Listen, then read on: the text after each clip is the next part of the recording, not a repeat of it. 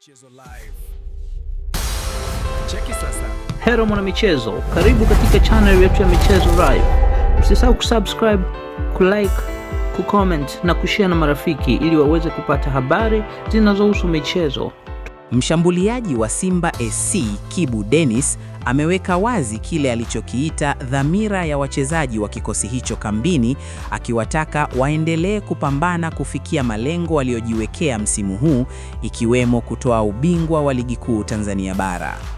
Kibu ameaga rasmi wachezaji wenzake baada ya kulitumikia klabu hiyo kwa mafanikio kwa kipindi cha miaka 4.5, akifunga ukurasa wa safari yake Msimbazi na kuanza changamoto mpya katika klabu ya Al Nassr ya Libya.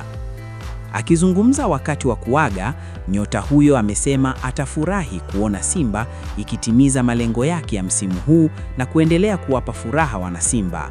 Amesisitiza umuhimu wa mshikamano na kusimama imara katika mipango waliojiwekea. Kwa miaka 4.5 nimefanya kazi Simba. Sasa nimepata sehemu nyingine ya kwenda kuanza ukurasa mpya na kutengeneza familia. Na washukuru wachezaji wenzangu kwa sapoti walionipa kama rafiki, familia na ndugu. Pia na washukuru benchi la ufundi, amesema Kibu. Aliongeza kuwa kikubwa kwa sasa ni wachezaji kusimama katika mipango yao ya kuhakikisha Simba inafikia malengo waliojiwekea, hususan kupigania ubingwa wa Ligi Kuu. Mbali na hilo, Kibu amewashukuru wachezaji wenzake kwa ushirikiano na upendo waliomuonesha, akiwataja kama familia yake ya pili ndani na nje ya uwanja.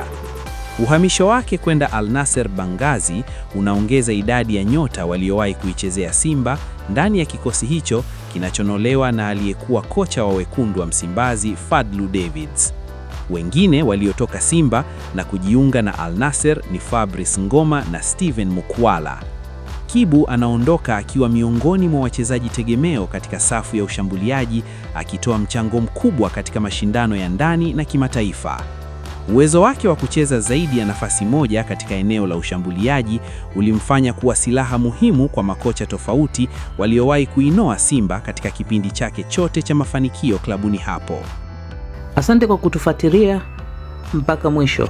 Usisahau kusubscribe na kuacha maoni yako. Ikiwa umependa channel hii, acha maoni yako hapo, share na marafiki.